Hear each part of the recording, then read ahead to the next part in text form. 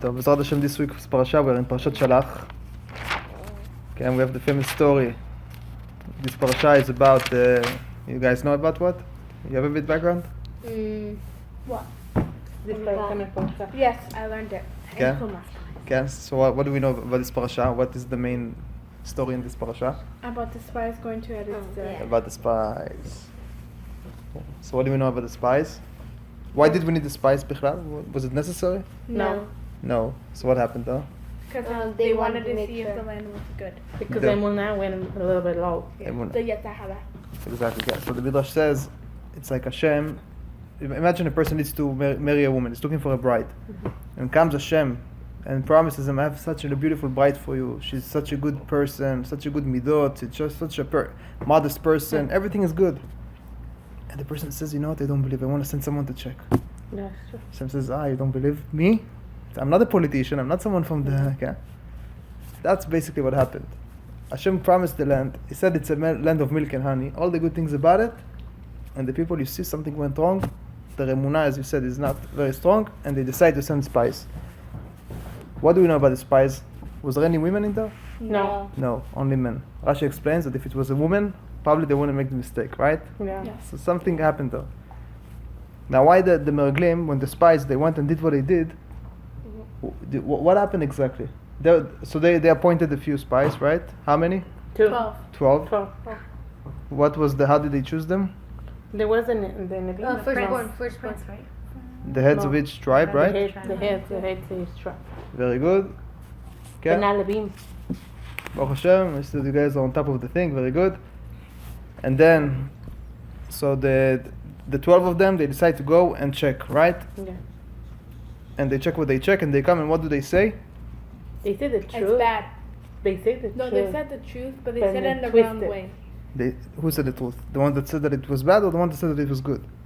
Both of them. They said it was true. They said it true, but they didn't say it in the right way. Both of them said the truth. How is it possible? How can one say it's good and one say it's bad, and both of them say the truth?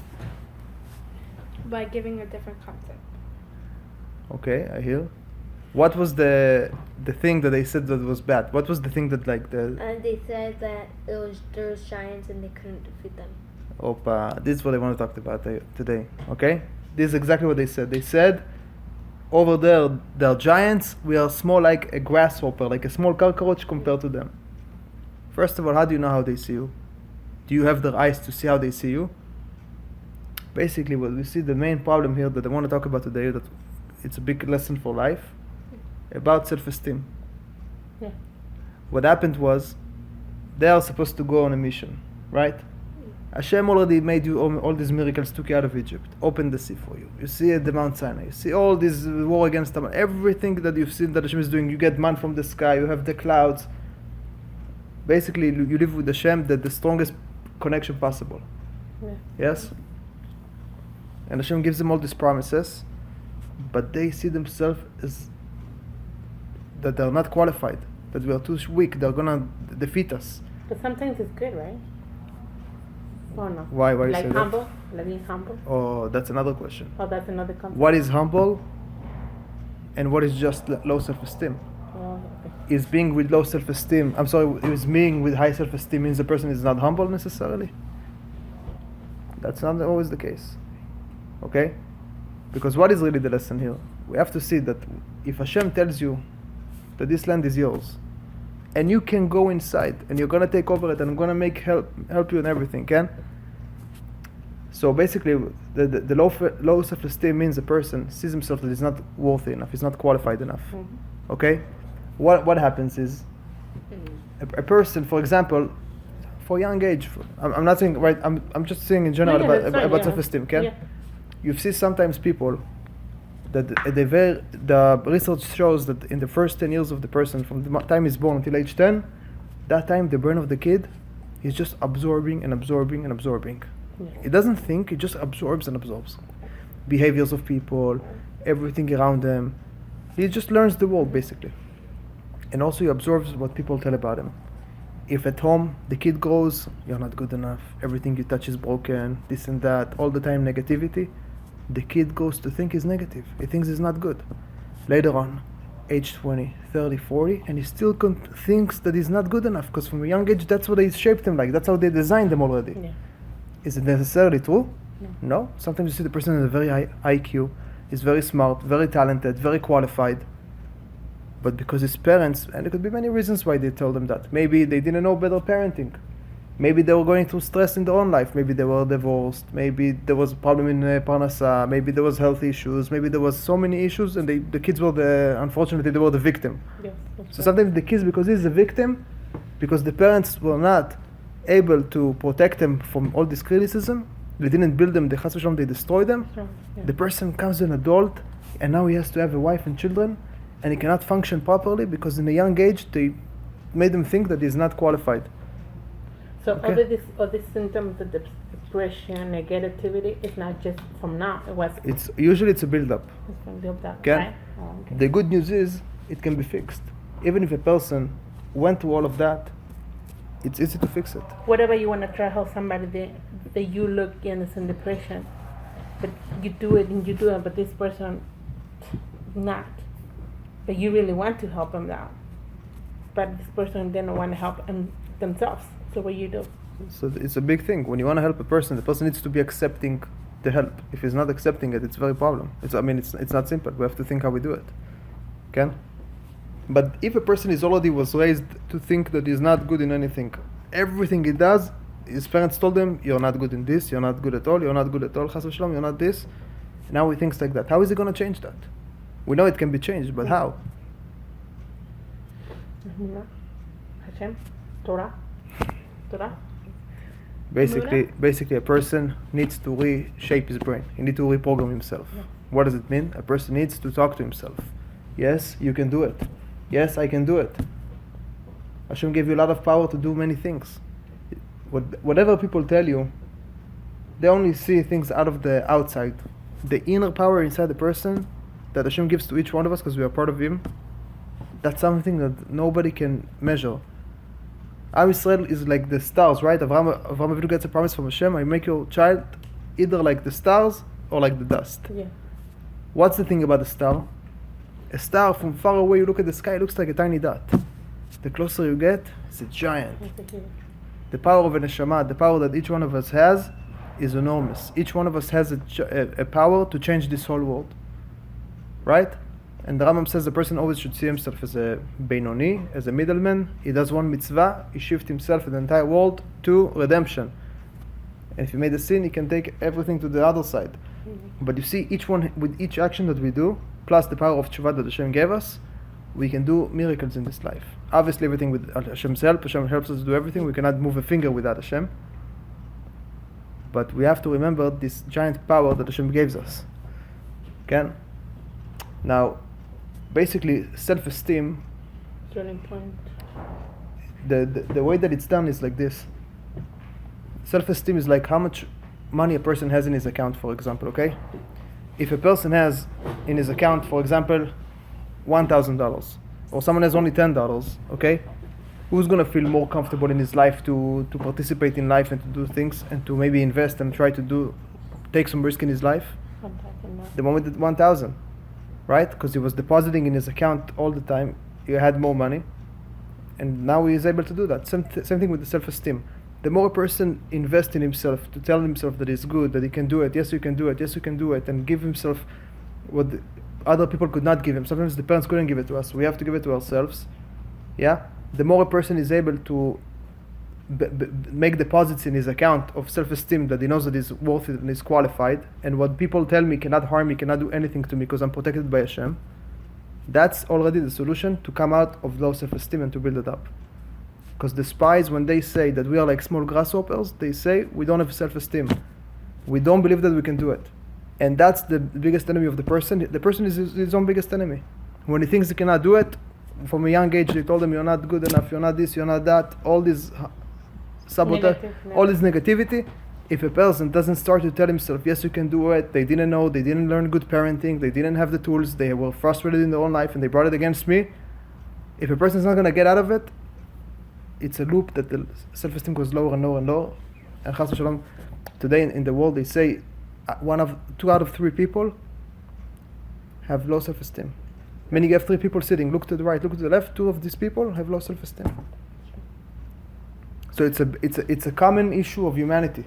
People not only that, but anxiety and all these things. Exactly, and then it leads to all Mixes all of that. and then it leads to all these problems.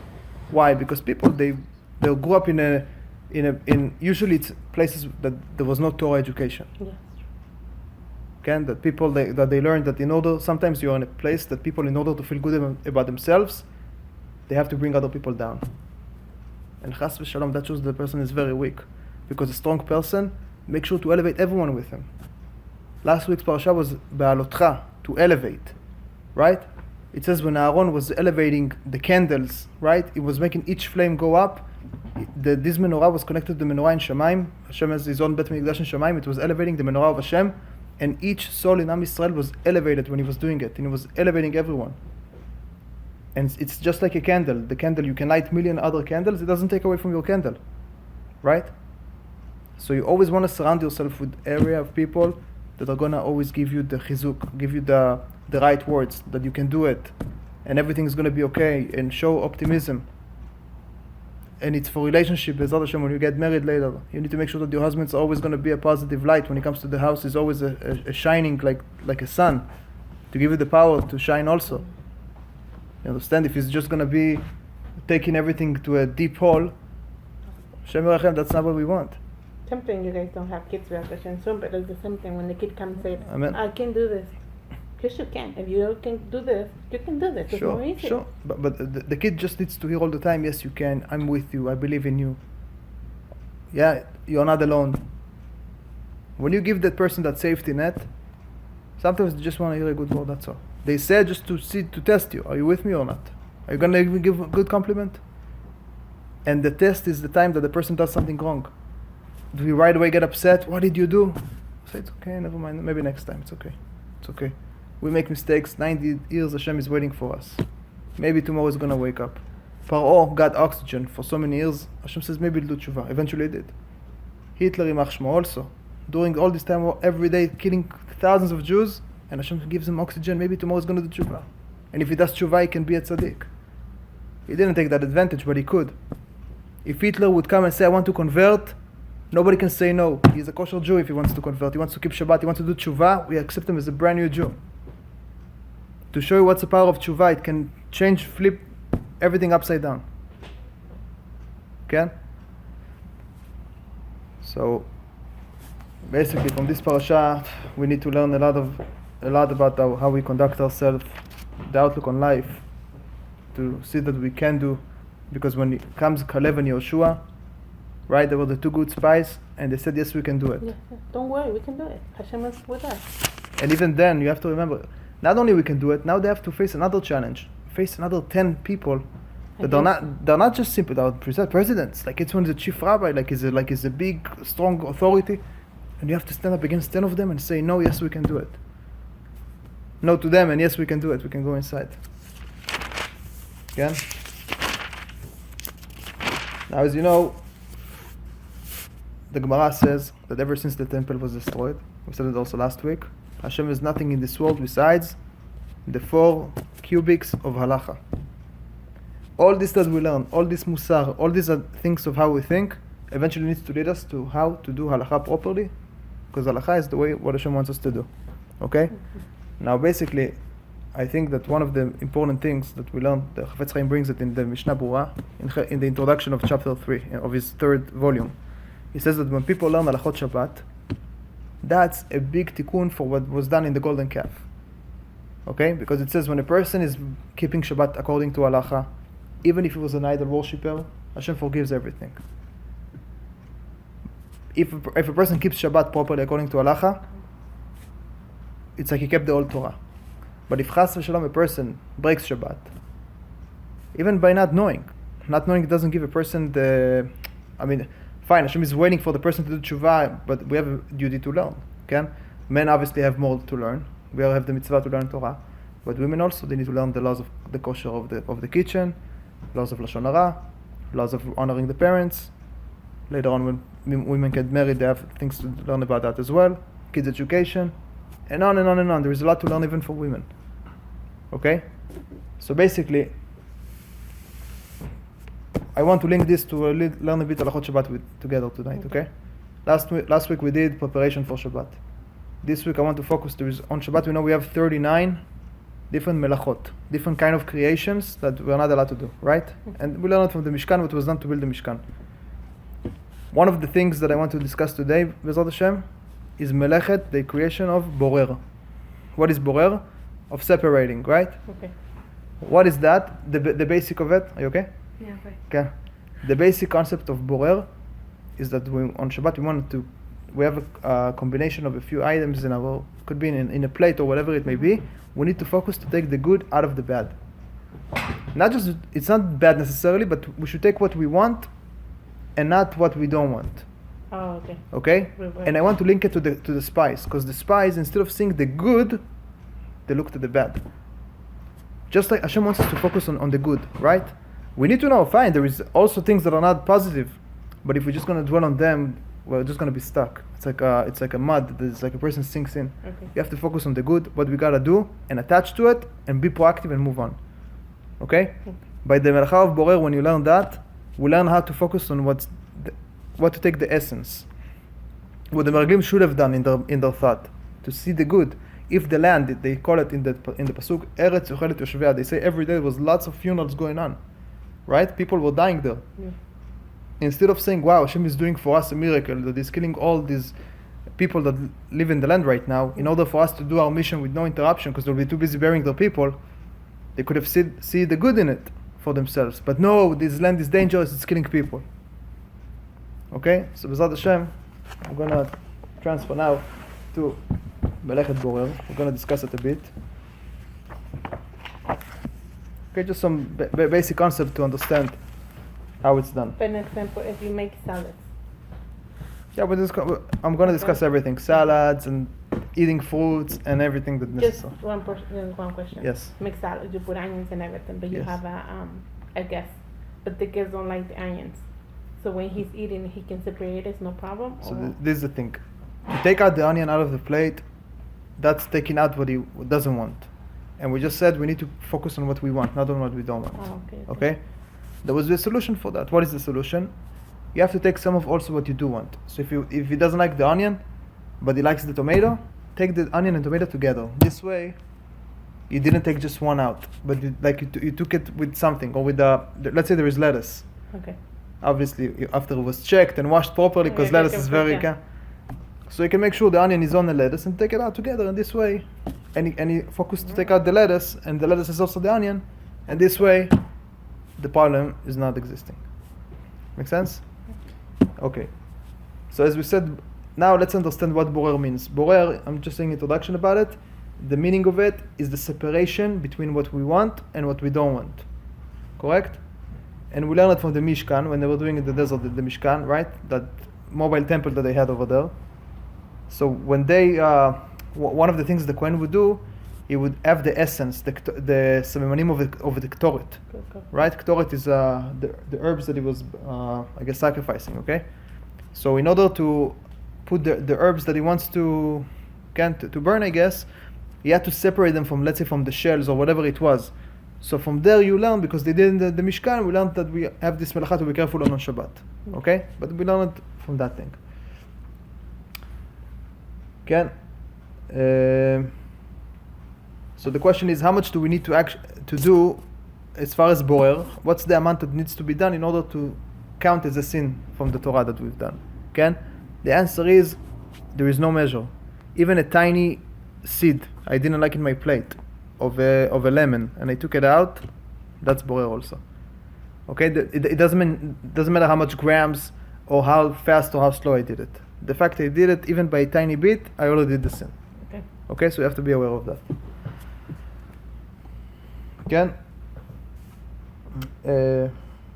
Okay. I was right.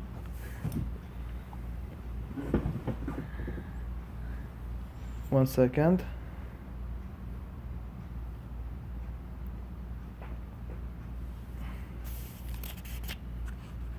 Okay, there is just a lot of explanation about it. I just want to get to the summary of it. So, okay, there's three conditions, okay? 1 second. Okay. There is 3 conditions for this borer to apply, like how it's done in the right way. כן? So it says like this. איסור בורר מהתורה שאחר כאשר הוא נעשה בדרך הבחירה שהייתה במשכן.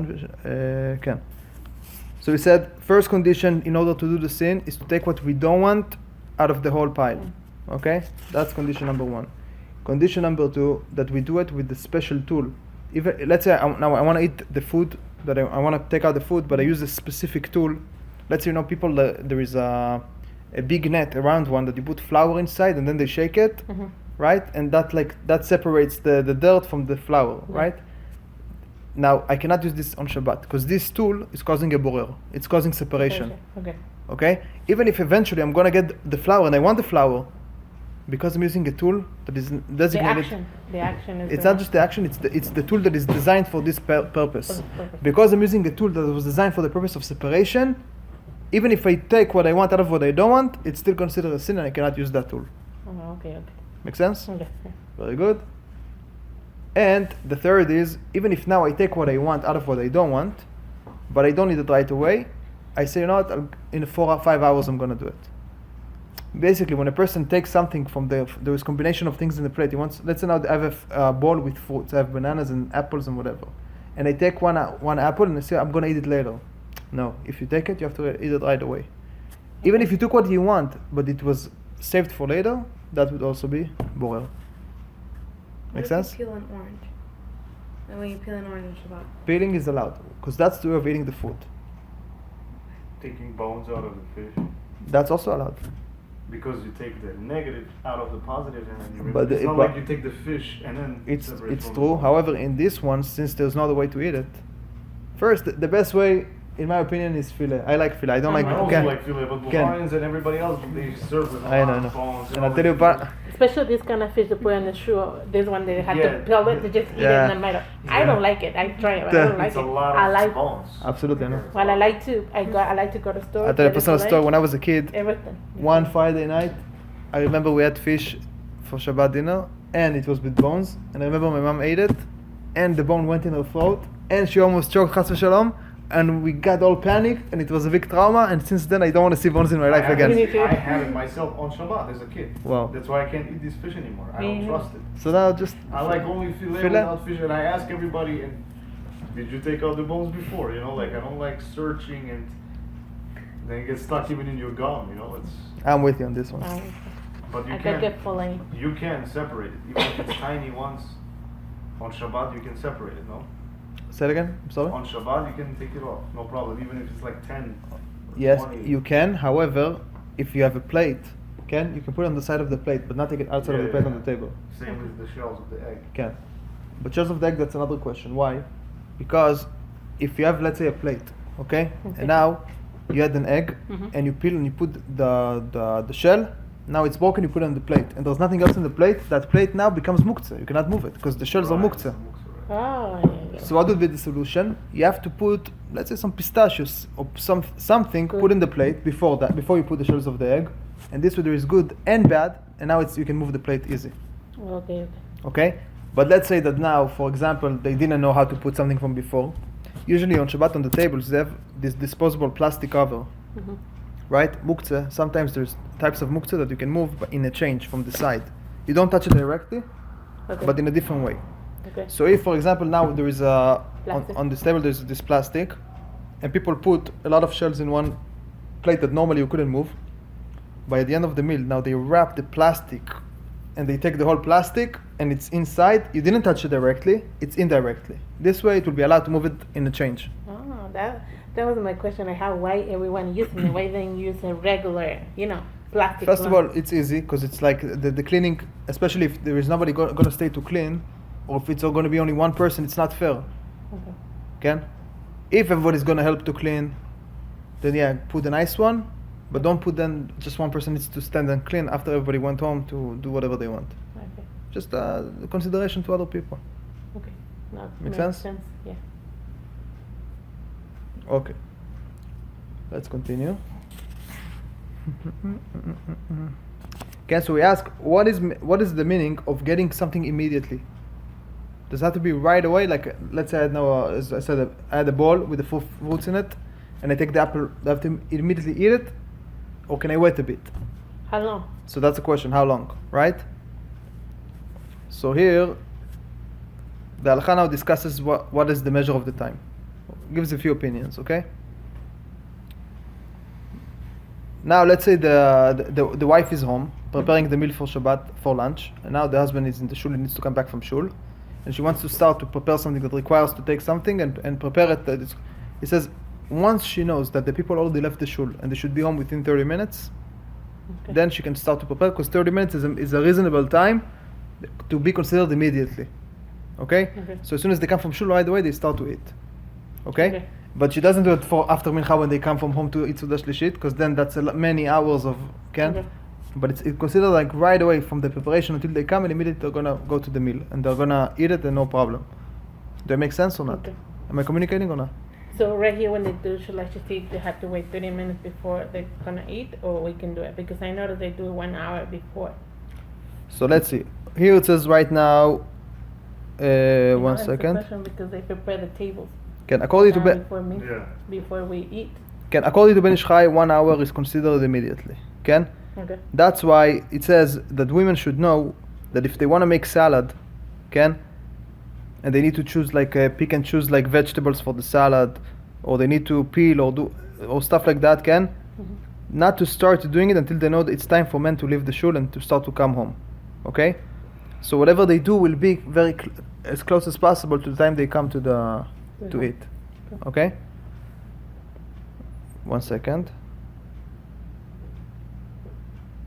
Okay, so Rav Ovadia Yosef ruled that up to 30 minutes, okay? Okay. And what happens now if there is a big meal, like say Shabbat Chatan, let's say someone get married and now they want to do a big Seudah, and they won't have enough time in 30 minutes to prepare everything, are they allowed to do it longer? The answer is no. Bring more women to help, but don't extend it more than 30 minutes, Okay. Okay. okay? 1 second. Now, if a person is in the middle of a meal, okay, and he took something that he wants to eat, and he didn't eat it immediately, as long as it is inside the meal and he didn't finish the meal, it's considered immediate, okay? Okay. Like let's say that there was back to the fruit, okay? There is apples and oranges and whatever, and I take an apple and I put it next to me, but I'm gonna eat it not in the next 5 seconds. But let's say now we have Seudah, it's going to be for 1 hour. Within this 1 hour, I'm going to eat it. But as long as I'm in the Seudah, I didn't say Birkat Hamazon yet, it's okay, I can later on take it and eat it. Okay? Okay. Can.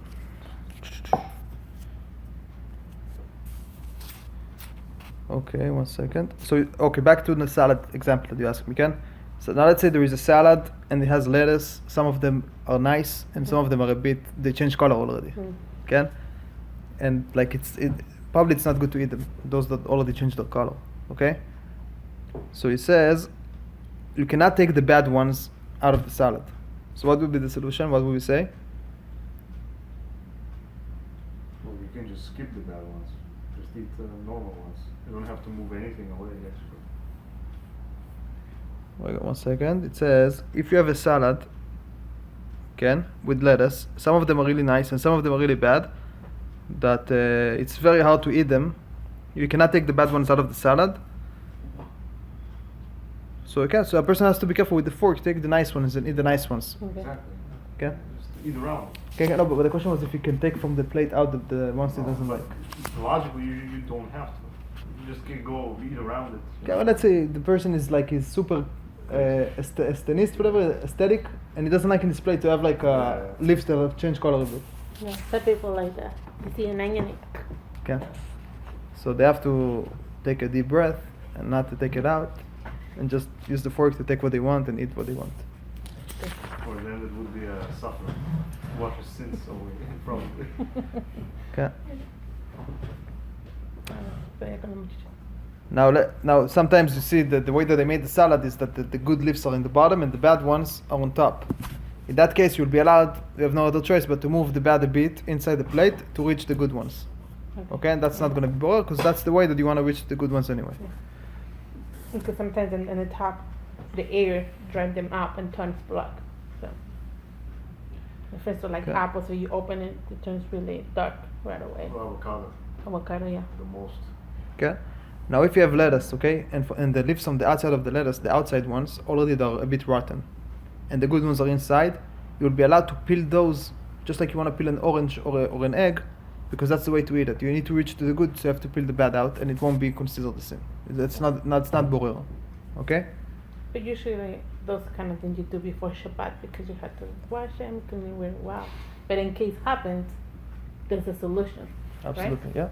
Okay. Okay. Let's continue. Okay, now what about grapes? Now, if you have a nice cluster of grapes, some of them are nicer, some of them are not as nice. It says when you want to eat the grapes, pick the good ones out of the other ones. Like some of them are already a bit dried, a bit like the juice came out of them. Don't touch them. Just take the good ones out of the cluster. Okay. Now he talks a bit about how to clean lettuce. We're going to talk, since we mentioned salad, let's talk about the cleaning of the lettuce. Okay. Now, so we need to check it that they don't have any bugs, because now today they said they found many bugs that are green actually, and the lettuce leaf is also green, and it's very hard to see them. Even if you put it in soap and vinegar and salt, it's really hard to find them. So what Rav Ovadia suggested to do: cut the green ones and just eat the center that is white in the lettuce. You hear what I'm saying? Yeah. Again, that's because they found that there is some bugs that are very hard to clean from there, and to eat the bug is not a simple thing. It's like 5 lav from the Torah, can. So, if you want to be extra safe, the green parts usually are very hard to clean. You can just cut them and then eat the middle that is the white part, and this way you don't have, and you wash it well, and you don't have to be worried about the bugs. Rabbi Mizrahi says here once, he says that.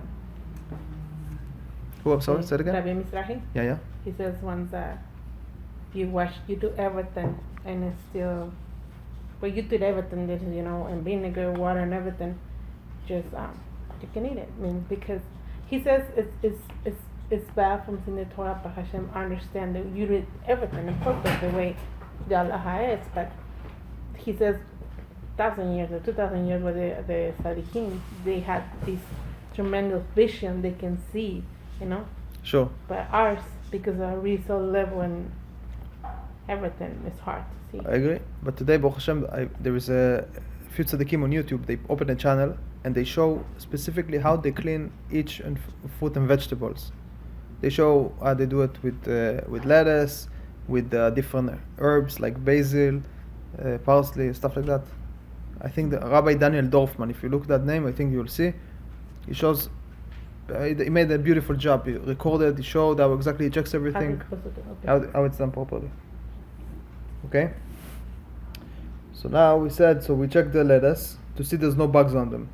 If you find a big bug, you can take it off on Shabbat. It's not considered borer. You're allowed. Okay, because it's big and it's standing by himself. You can take it off. Okay. Okay. And it will be good even if a person saw, let's say there is a bug on the lettuce, not just to take the bug itself, but cut a piece of the lettuce also and take it with the piece of the can. So this way you take the good of the lettuce that you want plus the bug that you don't want. Okay. So this way you didn't take just the bad out of the good. Okay. Again. Then last Shabbat I make a mistake because I opened an avocado. Part of it was black. And I take the black and throw it away. And then I just good. Should be the other side. Take the good. Exactly. We need to focus. This is the tikkun of the spice. The spice saw the bad, we need to see the good. Okay? Again, 1 second. Same thing now, we have an apple. Let's say some of the apple is bad and some of the apple is good. Okay? Some of it became black, for example. Okay? You're allowed to cut the bad part because you want to eat whatever is left immediately. Okay? There we go. But it says don't just cut the black itself, but cut a little bit from the white also, so it's together. The good with the bad, so this way you didn't take just the bad. What about the little stickers the apples sometimes have? Yeah, so don't just take the peel itself, but cut a bit of the apple as well also, a bit from the peel. Okay. So it goes together. Okay. This way you don't have a question. Okay?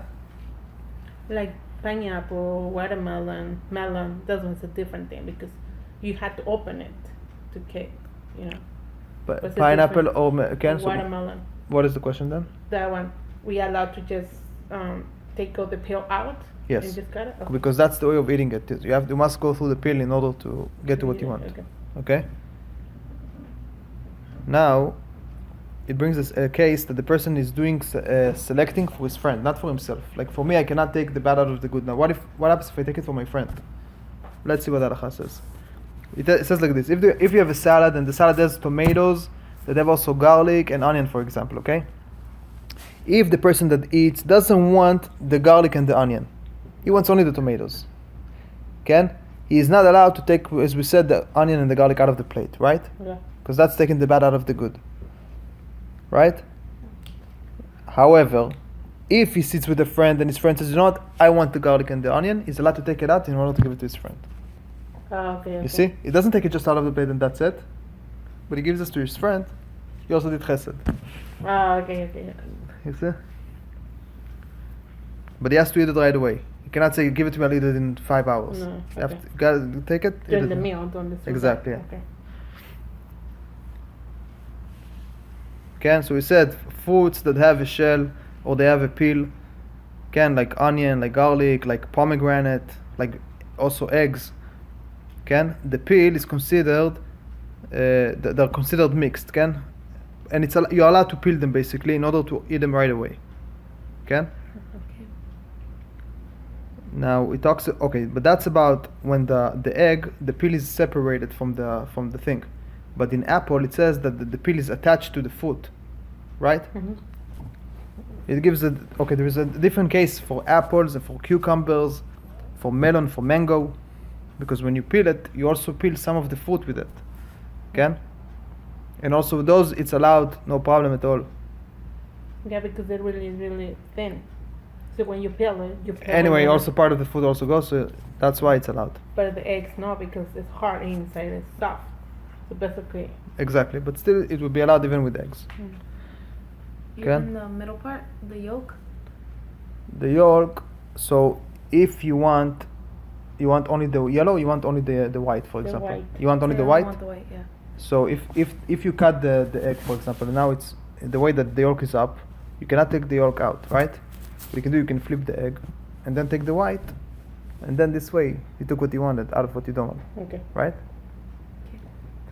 We cannot take what we don't want out of the plate. We can only take the good. The good, what we wanted. Usually we do the other way around. We take the bad. Right. This one in Shabbat we take the good out of the bad. Exactly. People will say, Hashem really cares about if I take this or not. It's not about the garlic or the onion or whatever. It's about you train yourself to think positive. Hashem wants us to think positive. That's the thing. Okay? Yeah. It's like teaching us to see in every situation the good thing. Exactly. The positive. Exactly. Usually we see the bad thing, we don't see the good thing.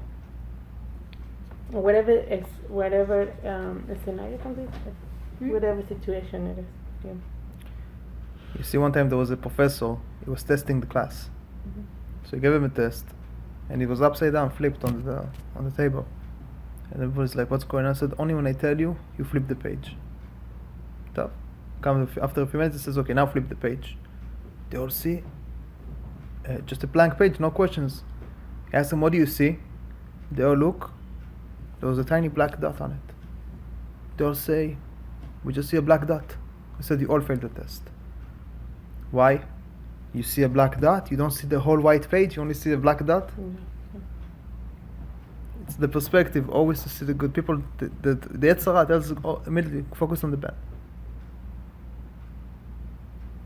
The Midrash says, even the person that you see him, that he looks like Chas v'Shalom is far away from Hashem, like we see that, even that person, each one of us, even the empty ones, are full of mitzvot like a pomegranate, it says. The pasuk in Shir Hashirim says, "Kepelach harimon rakatech." Even the empty ones are full of mitzvot like the pomegranate, right? Yeah, we don't know what is inside. A person in the morning told someone good morning, gave someone a good feeling, already fulfilled the mitzvah. V'ahavta l'reacha kamocha. Yeah, fine. We all have things to do. One has to work on his keeping Shabbat better. One has to honor the parents better. One needs to. Each one has his own challenge. But we cannot disregard the good things that a person does. And even more so, if you see a person that doesn't keep anything, doesn't keep Shabbat or whatever, but you focus on the good in him and you emphasize that, from that goodness, he will keep Shabbat also. Okay. That's what Rabbi Nachman Mibreslev says. Focus on the good, and from the good, I like that term. yeah. It's in Spanish. Yeah, so- but obviously everything has to be in moderation. Yeah, like if you see a person says, no, I don't want to, like, I know it's Shabbat, I don't want to keep it, whatever, and you try to talk nicely, and he still decides to go against, that's a different situation. Yeah. Yeah, but we need to, especially in this generation, that people grew up in countries that on purpose made people out of religion, like on purpose. I myself included, until I was 31, I didn't know anything about Torah. I didn't keep Shabbat, nothing, because in the state of Israel that I grew up in, the common education system is that it's normal to be Mechalel Shabbat, and if you're Shomer Shabbat, something is a bit off in your mind. Today we know that they are the ones with off the mind, because, Baruch Hashem. That's what you said about in the beginning, then positive or negative. So a lot of people just it's not that they don't want to do it, they don't know. You know, and some people they know, but they know in the wrong way, the Sure. negative. Sure. They don't say the positive. Like you say sometimes in the morning, good morning, or something nice. They go, oh, these people's different. Mm-hmm. They told me something negative about them, they're really evil, stuff like that, but they don't know. So when you use them, hi, how you doing? They go, oh, you know, you get an impression, you know. Sure. And that's- As the Gemara Okay. says, it's much bigger to give someone, like to show white teeth to someone, than to give him a cup of milk. What does it mean? By smiling to a person sometimes, you give them much more life than giving them food when they're hungry, or milk to drink when they're thirsty. The good feeling, you can make a person alive.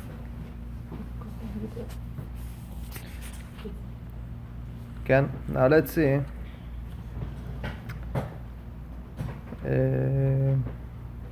Okay, now let's say there is chicken, there is the skin on the chicken. 1 second.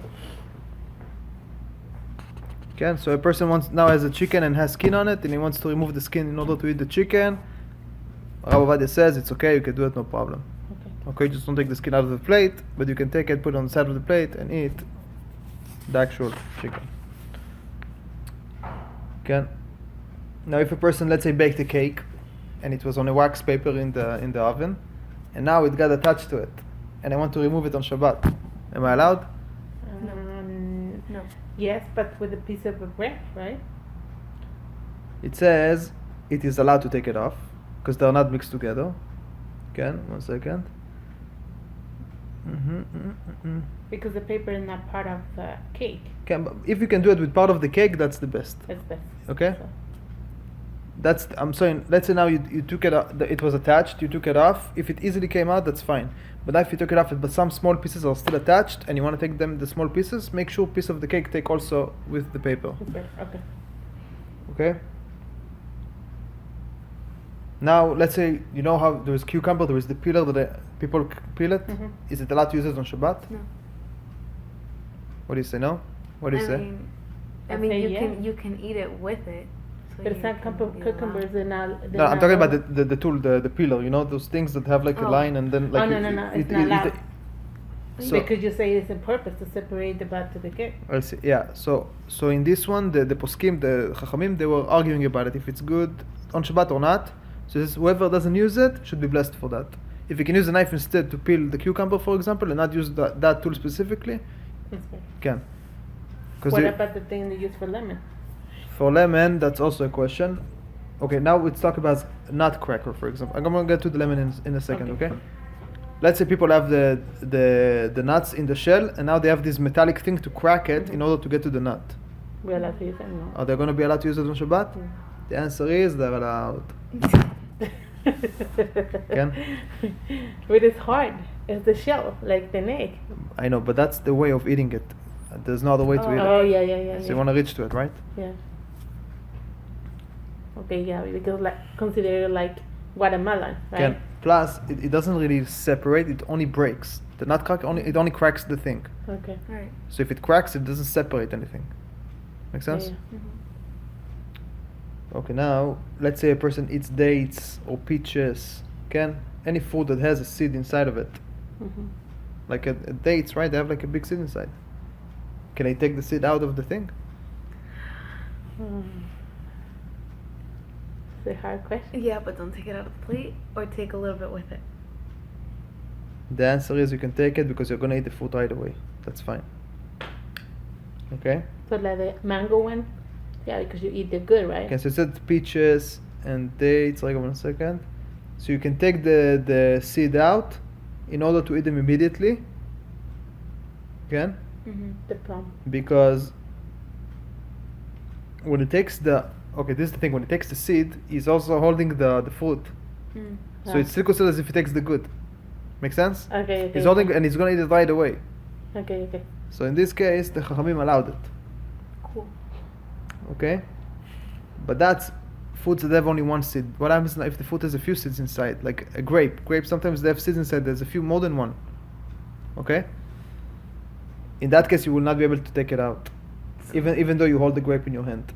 Okay? So what you do? Just throw it in the So what people have Or to you do, eat either buy seedless. I like seedless. Me too. Okay? like boneless and seedless. Okay? So basically what people have to do, if there's seeds, just put it in the mouth and then out of the mouth in a nice way take it out. Take okay. the seeds out. Cool. Yeah, like the watermelon that has the seeds. I like the seedless too, but some watermelons has a lot of seeds. Okay, now let's see 1 second. Now same thing with melon. Okay? Melon usually has lots of seeds in the center of it. So Chachamim allowed to take those seeds out in order to eat the melon right away. Okay. Okay? It's a bit different from watermelon, because in watermelon the seeds are inside the watermelon, Yeah. but in melon they are It's right inside.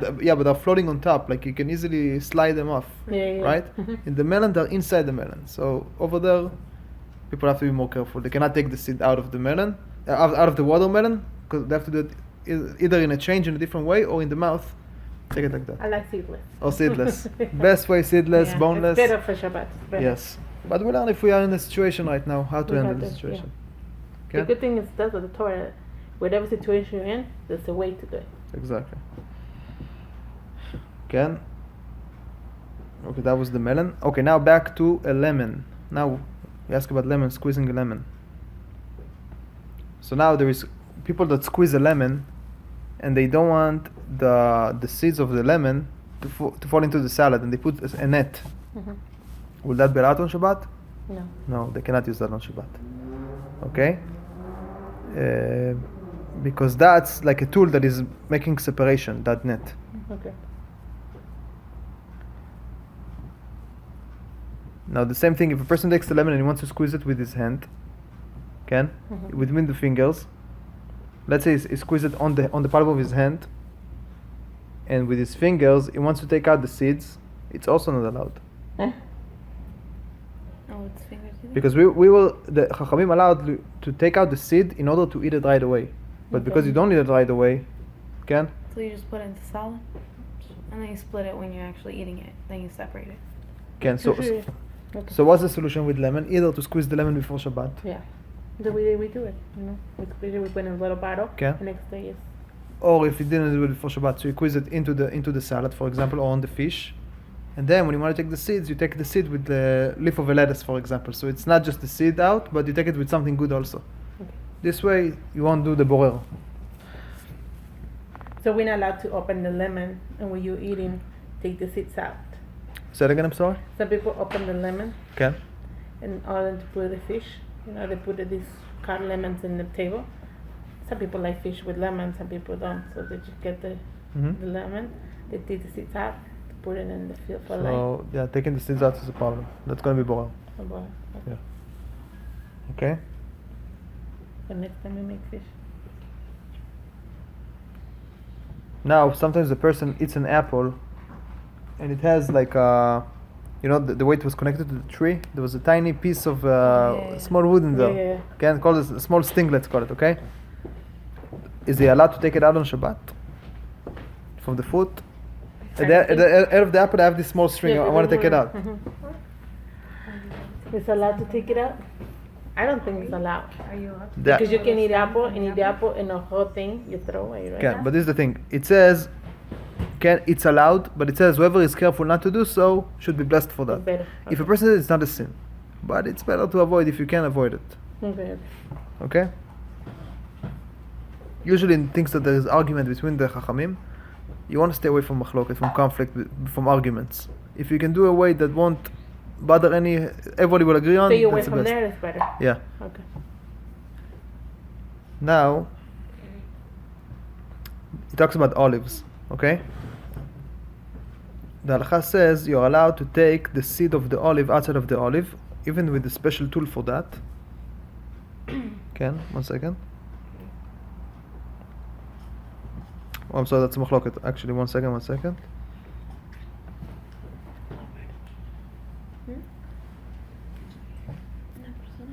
Okay, that's machloket between Rav Ovadia Yosef and Rav Chacham Or LeTzion about taking the seed out of an olive.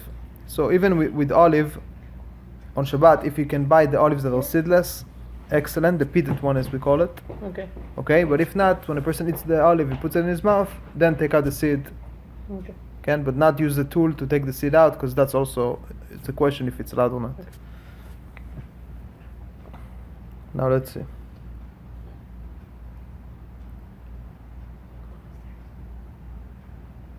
So we talk about food that has bones in it, right? Mhm. Like if it's fish, so if it's like thin bones of the fish, since that's the way of eating the fish that we need to take it out, those bones, it's allowed to take them out. Okay? What about a big chunk of meat? Okay, but if it's like big bones, like let's say now a person makes a stew of meat and he makes pieces of bones there, in that case he would not be allowed to take those bones out. Okay. Okay? When it's a big bone and a small bone, it's a difference. Okay? Okay. It says you go to a house and they put your big steak, goes like this side of bone, the rest of the meat. You eat the meat, you're not eating. Exactly, You just yeah. leave in the plate. Yeah, because it's a big bone. Okay. Okay, but if they give you a fish, an open fish, and then you have to take the bones out because there's no other way to eat the fish, then you'll be allowed to take out the bones. Okay, and even when the big bone or even the small bones, a person wants to move them, just put them on the side of the plate, not outside of the plate. Make sense? Yeah. Okay, and that's also only if it really bothers him. If he cannot reach the food, if the bones are on his way, he's allowed to push it on the side. But if it doesn't bother him, don't even touch them. Okay? Now, what happens if, let's say, I had a cup of wine and something fell into it? Let's say a fly decided to fly and do kamikaze inside there. Okay? Yeah. So, if I'm gonna if I have the cup and I have a fly and I want to take out the fly, am I gonna be allowed? Because now it's like taking out the bad out of the good. No. It's good. How so? You can do it. How so? Why? Because. Because. I don't know. I think, yeah. The answer is you're right, it's allowed. Can. The reason is because when there is a liquid, there's no borer from a liquid. Only between two solids, okay? Okay. If I had a banana and an apple, they're both solid, then it's going to be borer. But if it's from a liquid, I want to take it out, Sfaradim hold that by liquid you don't have separation Okay. of two kinds in it. Okay. Okay, 1 second. So it says you have a chicken soup and if there a fly in it, you're allowed to take the fly out of it? You're allowed to take out the fly, but some say there's chachamim that say different. Like I think Ashkenazim hold that it's a problem. So what you can do is just take a spoon, and then you take the fly together with a bit of the wine, and this way you took both out, and then you don't have a question about it. Okay. If you want to be extra careful, but just to take that out, even without any wine on it, that also is not a sin, Okay. because you have big ones to rely on. Okay. Again, same thing now with pickles. I want to open a can of pickles, and they have liquid inside, and I want to pour out the liquid and keep the pickles. No problem, because there is no separation from liquid. Okay. Make sense? Mm-mm. However, So how to wash? yeah. How did they wash the? We're talking about separation. Okay, I wash all my fruits and everything, but I expect a lot of guests, so I have more fruits in the fridge that I want to wash before I give it to the guests. It says grapes. I went to this house, and what happens is they put the grapes in one thing, and they fill the water, and they put it on the side, and they put a thing, and just went out the thing and put it next to it. I understand. We allowed to do that, or we just straight to the water? You're allowed, however, this is the situation. When they put it in the water, in order for the dust to come out of it, right? To soak it in water, it would be a problem unless only if it was pre-washed before Shabbat. Then you can put it in water, because what happens if they didn't pre-wash it and they put it in the water? Now the dust is gonna come out. You're gonna do borer. You separate the dust from the thing, Okay. and that's not allowed. So if you pre-wash the grapes or whatever it may be before Shabbat, and then you put it in water, there's no more dust to float on it because you already washed the dust away. Make sense? Yeah. See, small details that they make a big difference. Yes. Now, So that's why Shabbat we have to prepare really in the morning to make sure all these details mhm. doesn't come like sin in Shabbat. Okay, but B'ezrat Hashem, these things we need to repeat it a few times in order to remember. One time we remember, but by tomorrow 80% we're gonna forget. So that's why we have to, constantly remind it. Have a book at home, sefer. If you have a question, go quickly open one of my loud, but not. But this Shelach goes more to Rabbi Eliyahu Joseph, right? Yes. Rabbi Eliyahu Joseph. We have to write those books in Spanish. No, in Okay, this one is in Hebrew. I'm sure you have in English, in Spanish. Which one is that one? This is called Ora Halacha. It's in Hebrew though, but I'm sure they have also in Spanish. Okay. So now let's see. So we said pickles. If a person wants to take out the pickles from the wants to pour out the pickles, the water of the pickles from the can. You know how they have those cans. It's allowed, right? Okay. Because there's no separation from the liquid now. But there is the difference. If it is corn that are smaller pieces, or tuna, also in tuna in a can that is smaller pieces, and it is water, you want to pour out the water. In that case, it will say that it's not allowed. Because there, the water and the actual food, because it's so small, they're mixed together. So then the water will be like separation. But because a pickle that is big, the water is not mixed in it. Yeah. Okay, so big particles, you can pour the water out. Small ones like tuna and corn, you cannot take the water out. Make sense? Very good. But if he has tuna and he wants to take out the water, he has to take some tuna also out. So it's not just the water out. It's water with tuna. Okay. Okay?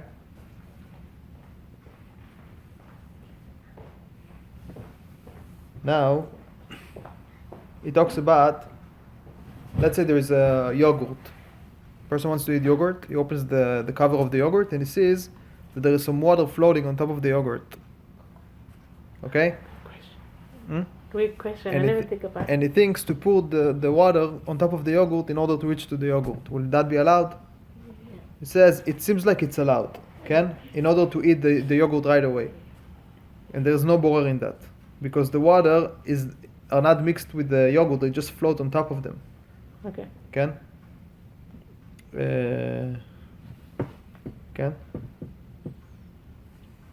One second.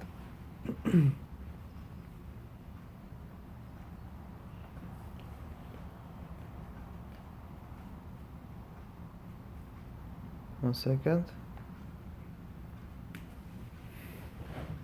Okay, now let's say I have a big, bowl. Mm-hmm. I cooked something, let's say chulent, okay? Now I want to take the chulent out, and I want to take the big spoon of the serving, I want to attach it to the side for the liquid to come out of it. Okay? You're not allowed to. To have only the meat and the potatoes, for example. Mhm. Like it came with the liquid, I want to attach it to the side of the pot Okay. for the water to go down. So it's asked if it's allowed, because now I'm kind of separating, right? Like I'm taking the liquid out and I keep only the solid stuff inside. What do you say? I learned this at school. You're not allowed to. What school you go to? Ashkenaz or Sephardi? Ashkenaz. So let's see what the Sephardim say.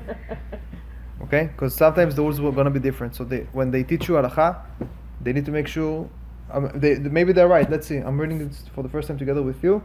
But I'm saying sometimes what's allowed for Sephardim, not allowed for Ashkenazim, and the other way around. Okay? And I know it's annoying why it's different, why they have this one and we have that one. The answer is we're in exile. Each one has to stick to his tradition until B'ezrat Hashem, when Mashiach comes, it's going to make an order very soon. Can? Yeah, because this one I went to this house, and she, don't do that. I was separating. We're allowed to do this. They're not allowed to do this, but over here they're allowed. Over here they're not allowed, but over here they're allowed. That's it. And I go, and I sit down and I start looking and I go, oh, okay.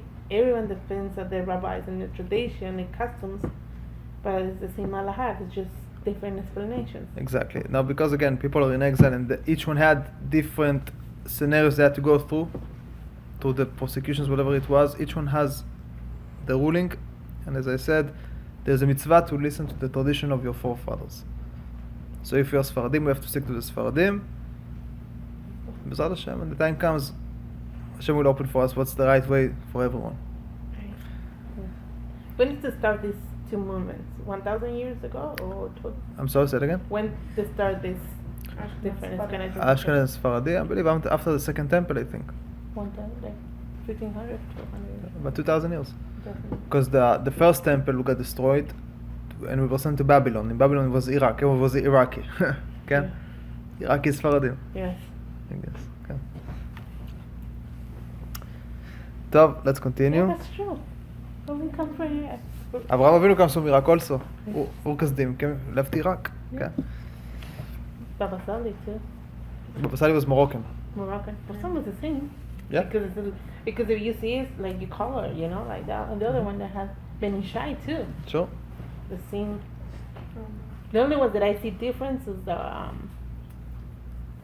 Lubavitch. Okay, again, in Europe, I guess, they have the halachot and B'ezrat Hashem. So now, let's go back to the question. We said now we have a chulent and we want to take the spoon and to attach it to the thing so the water will come out of it. Okay?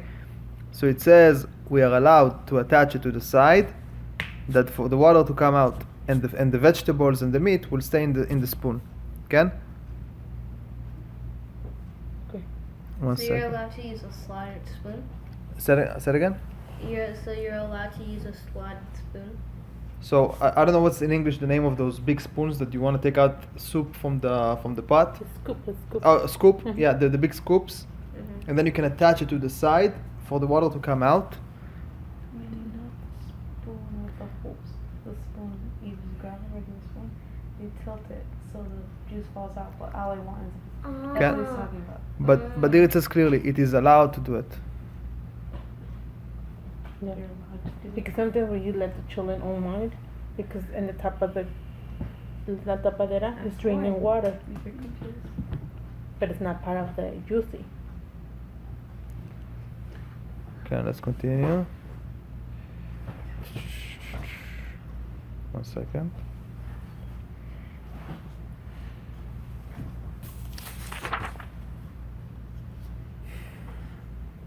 Okay, now it talks. So we spoke until now about food, but let's say now I have clothes in my closet, in my drawer, and I want to pull out different clothes.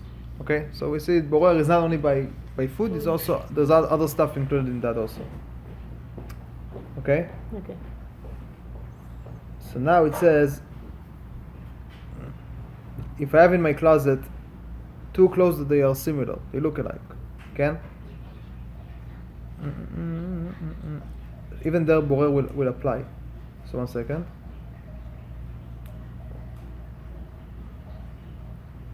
I mean, if I have two shirts, between two shirts, there's going to be a borer. If I take the one that I don't want and I put on the side, that's going to be borer. But if it's a shirt and pants, this way it's two different kinds, I'll be allowed to take it. Make sense? Yeah. Okay. Because they're not similar. I'm sorry, but they're equal. 1 second. Okay, now he talks about when a person wants to set the table, and he has spoons and forks and knives, and he has all these utensils, and he has two sets, for example. One with this kind of shape with stars, and the other one with shape of a flower. Okay? Okay. If borer is going to apply there, it says here there is no such thing as borer, because eventually you have to set up the whole utensils. 1 second. Because in Shabbat we are allowed to organize the table, right? Yeah, of course. 1 second.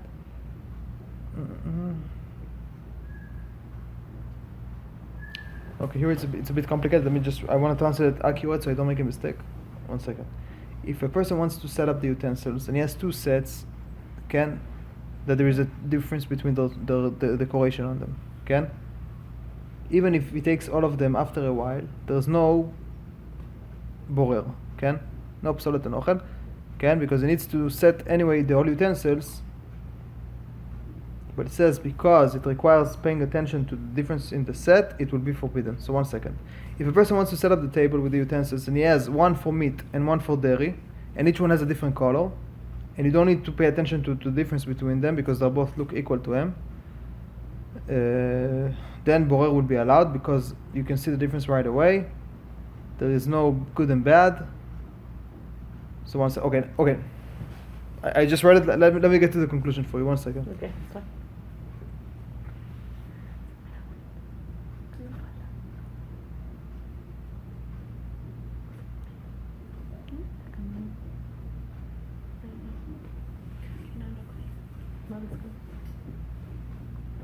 So basically, if I have two sets of utensils now and I want to order them, so basically there is two ways to do it. One, I just take everything in my hand and I just take it one by one. Again, I order them as whatever comes from my hand. Or I open on the table, I just put all of them on the table, that they don't touch each other, and then I take what I need and I put it in a nice way. That's when I have a few sets. Okay? And then if I take one, it's like I took the good out of the bad. Okay. So either I hold everything in my hand and or a big pile, and then whatever comes I put it in the right spot, or I just put everything on the table that they don't touch each other, and then I take whatever I need and I put it in the right spot right when I set the table. Okay. Make sense? Okay. I know it's a bit complicated, but I hope that I clarified it.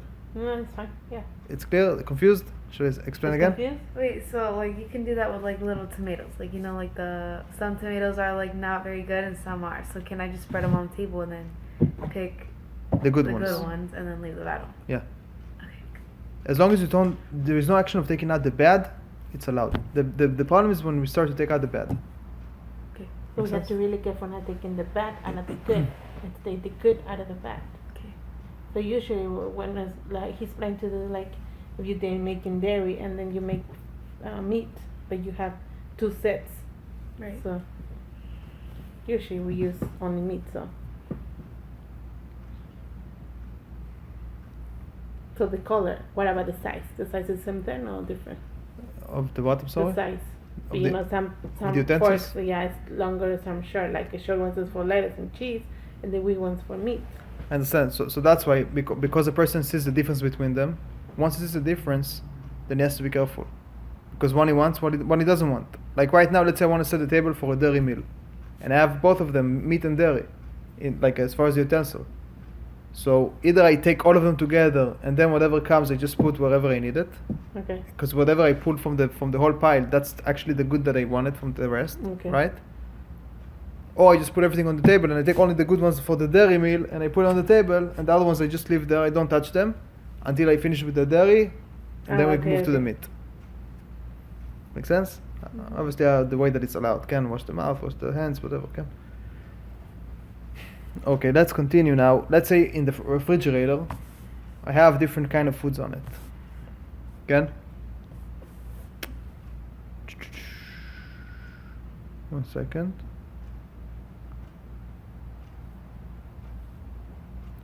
If they are placed side by side, on the shelf of the refrigerator, I have like different boxes of containers of food. Okay?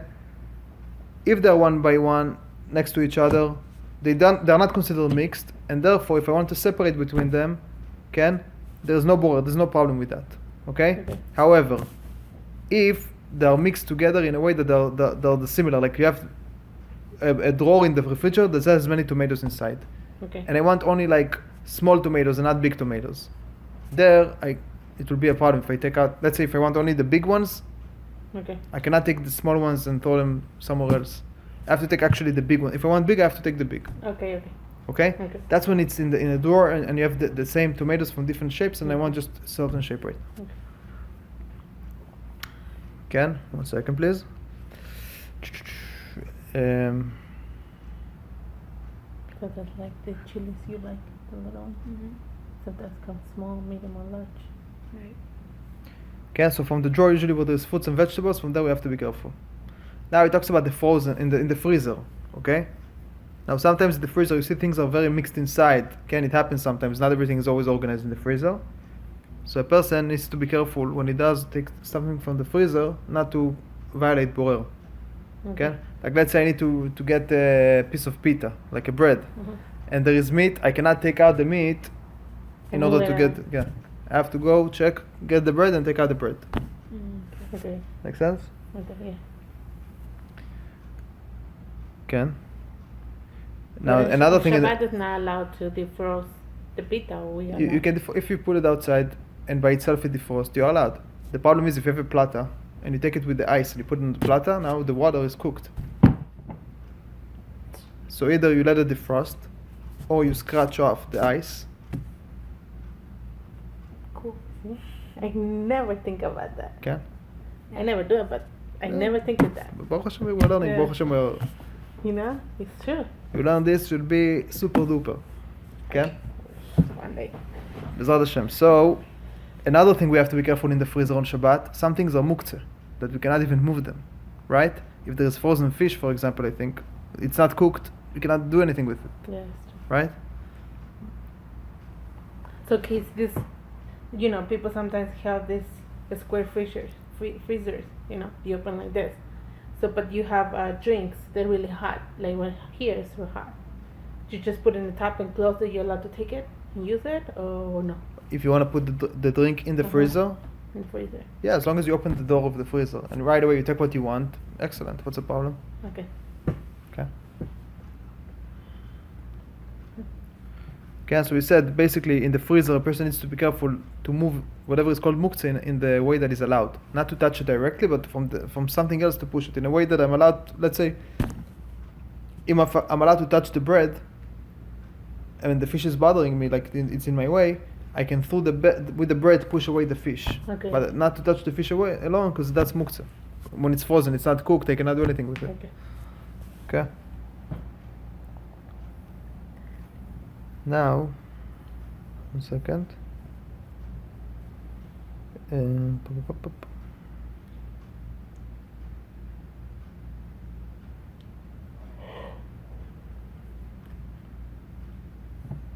So it says in a salad, even if you have a seed of a lemon inside the thing, you cannot really move the seed to another side of the plate. You see? Okay. If it's a big plate and I move it, that could be a problem. Okay. So if I want to take it out, basically, I have to take it with a piece of lettuce, piece of whatever it is. So it's the seed plus something that I do like. Okay. Okay? Almost done? Okay,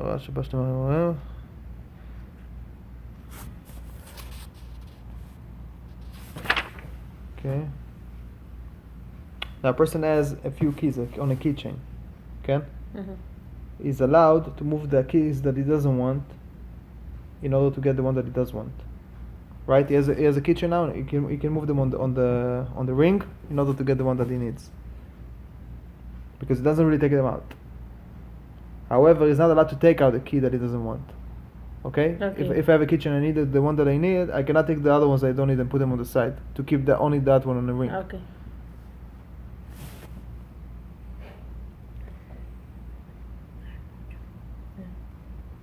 Okay. Now, if I have a suitcase on Shabbat and I have inside the suitcase different clothes, or let's say for a baby the pacifier, okay, I can move the things inside the suitcase left and right in order to get what I want. That will be allowed. Okay, because I don't take anything out. I just move it inside in order to. Mm-hmm. But it's a problem if they take it out. The what? It's a I'm sorry? problem if they take it out. No, if I need it, I need it. If I need the pacifier for the baby and it's in the suitcase. No, meaning like if you take out the stuff from the suitcase to find it. Can you do that? If I take out the stuff from the suitcase, take out the stuff from. Yeah, the ones I don't need. Yeah, it's a problem. It's a problem. Yeah. Okay, you taking the stuff you not want it. Right. And you continue to look. You can do everything inside. Okay.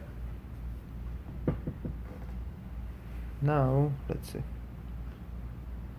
What about if you have your closet of clothes, and then you have dinner, but if something happened to you, sure, you're not allowed to wear it next day because It's a stain, okay. it's safe. You're allowed to go in and get the one you want to wear, but you try one and go, I don't So here's the like thing. that. If at the moment that you pulled it out, that's the one that you really wanted at that moment, then Hashem knows that's what you wanted. If later on you change your mind, that's a different story, right? if I took it and after a few minutes or even if after a few seconds decided, you know what, I don't want it, I put it back. When I took it out, I really wanted it. So that will be allowed, okay? Okay.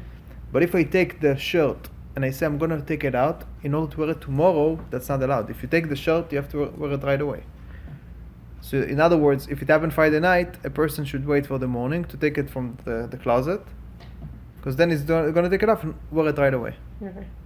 Because women. Yeah. Getting to know. I'm asking you the question, because Okay. I have somebody that goes in there, try one outfit. Hey, I don't think look good. Put it back and try another one. Okay, but at the time that she took it, she really wanted to wear it. Yeah. Okay. And then she decided to put the first one, Okay.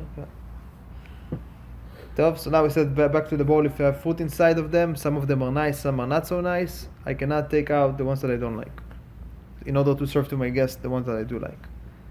Okay. And if all the fruits are nice, but I want to give to the guest only part of the fruit, not all of them, even then I'm not allowed to take out some of them. Okay. Okay. Basically, once it's in there, I have to serve the whole thing, and I cannot start to take out stuff out of it. Okay. Okay.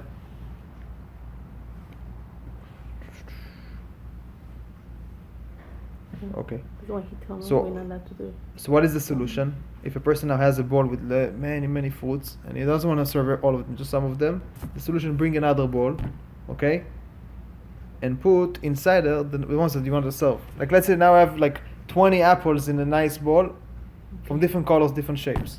Okay. They're the same different kinds. So I said I cannot take the ones I don't want and give him only the ones that I do want, right? Okay. So what am I going to do? I'm going to bring another bowl. I take only, let's say I want only green apples, not red apples. So I take only the green ones, put it in the bowl, and I bring that bowl, the new bowl with the green apples to the guest. Okay. Make sense? Okay.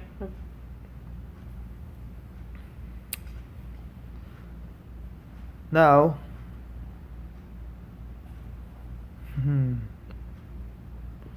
let's see. What about Eliyahu? One other question is like, okay, here in Arizona it's so hard, right? You buy fruit. Says you buy it Thursday night. You put it in your basket, whatever. But you find out Shabbat morning there's making little mosquitoes around. Oh, What you can do? Just leave it there to finish Shabbat, or you can take the bad ones and throw in the trash. you mean it wasn't in the refrigerator? Oh, you mean the fruits were on the table Yeah. and then flies came on it? Yeah, like sometimes make this a little mosquito. Fruit fly. Yeah, I see. Sometimes you buy I buy sometimes the bags of mandarins. I see. And outside, all of them looks good. I wash and I put in a thing. But one day later, or maybe like one, it turns really bad. I So I understand. like to take the bad because that one makes mosquitoes. I understand. Or do you get a new bowl? So I get a new bowl, exactly. You You go see? out with your I bowl. know, it's always a genius. Okay, She got okay. it. Exactly, okay? Okay. And maybe the solution is if it's really the weather is really hot and it's gonna cause this and it happens more than once, maybe it's good not to put them outside. Okay. I mean, if Otherwise, it's no, yeah. Okay. so now what happened if, for example, a person cut watermelon, they want to serve to the guest. Some pieces are nice and big, some are a bit small. But it's all one watermelon. Can I take out the small ones out to serve them the good ones? No. Why not? Because you're taking the bad out of the good ones. So this is the thing. So the answer is it all depends. If the person is really embarrassed, it's gonna cause him embarrassment to serve small pieces to the guest, Okay. then it's not allowed. Bring another bowl, Bowl? put the big ones in it, and give him the big ones. Ah, okay. Okay? You allowed on Shabbat, like says, I got it. Somebody invite me for dinner, one family.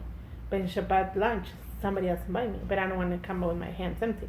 I'm allowed to carry a bottle of wine. So carrying on Shabbat, since there was a big question about it, and Rav Ovadia said if you can, even if the Iruv, whatever it is that we can carry, even if it was a Sephardic way, Mhm. even then Rav Ovadia said if it's better not to carry, you should be blessed for that. Yeah. There's too many questions on it. If Chas v'Shalom in the middle of Shabbat it gets damaged, gets cut, there's so many problems that can Better happen. stay away. Can. So what's the solution? From before Shabbat, Friday afternoon before Shabbat, here is a bottle, you give it to them as a gift before Shabbat, and then on Shabbat you can drink it with them. Okay. Okay? Okay. Again, if sometimes the person needs to carry, he needs to carry. But if he can prevent it, It's better. it's better. Okay. Okay? Again, But- you see, there's let's say a married couple. They want to go with the baby with the stroller, and now it's a question. So shalom bayit, peace is the biggest thing. Okay, if there is a way to allow something in order to not cause a fight in the family, chas v'shalom. So Hashem says, I erase my name and make peace. Don't stop the peace from happening. Okay. Okay, so this is always the rule: peace above everything. Okay. Okay. But when you light the candles, oh yeah, you're telling me, yeah. When you light the candles, yes. Yeah, because what I did is we light the candles and we right away walk to the. And right away, what did you do? We light the candles and we right away we walk to the house. You know you have 15 minutes, so Which house? the house We live invited across for- the street Oh, I see. that invited us to for- eat. Okay, yeah. So it's good. So once you light the candles, if you light it on the usually what the calendar shows, you have 18 minutes until sunset. Okay. Yeah, we could say no. I go yes, I talked to Eliyahu says Yes. Basically, Sephardi Ashkenazim, once they light the candle, they start Shabbat right away. They cannot do any melacha, right? Right. Not light fire, turn on the car, and that's it. Sephardim, as long if sunset, for example, is 7:30, we said, okay? Okay. As long as you light the candles from 7 to 7:30, 30 minutes before sunset. I'm not talking about the time on the calendar of the candle lighting. I'm talking about when is sunset, because the time on the calendar that's 18 minutes before sunset. Right. If sunset 7:30, as long as the lady started to light Shabbat candles from 7 to 7:30, she doesn't have to accept Shabbat right away. Okay. But 6:59, 1 minute before 30, she has to accept Shabbat right away. Sfaradim. I still didn't get it, but one day. One more time. If 7:30, officially, time of sunset. Let's say Okay. there is an app on your phone that shows sunset, 7:30. Okay. 7:30, Shabbat started officially for everyone. Everyone, You are okay. forced to start Shabbat at sunset. But if I light my candles 7:01 or 7 o'clock, Yeah, I so have 30 minutes, You have 29 minutes, 29 minutes. right? But if I light on 1 minute before 7:50, that, 6:59, right away. Shabbat. right away Shabbat. Okay, now I get it. Got it? You Wait, get it? why though? Because when you do it from 30 minutes before sunset, Right. it's obvious that the candle is Lichavot Shabbat. There's no question about it. Mm-hmm. But if someone is going to light a candle now, let's say 2 hours before Shabbat, a person look from the side, is that for Shabbat? It's not obvious. Maybe you light the candle for another reason. Okay? So in order to show that I really light for Shabbat, I have to accept Shabbat right away. So there's not going to be a question on this Oh, candle. Okay. It's always an explanation. Can't make sense.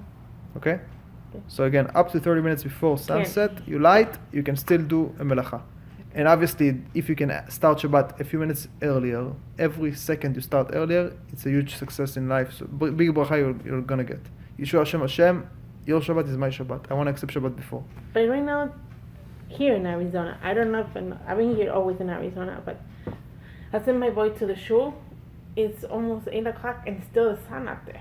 You know, you can still Yeah, see the sun. because sunset is 7:40 now, Right.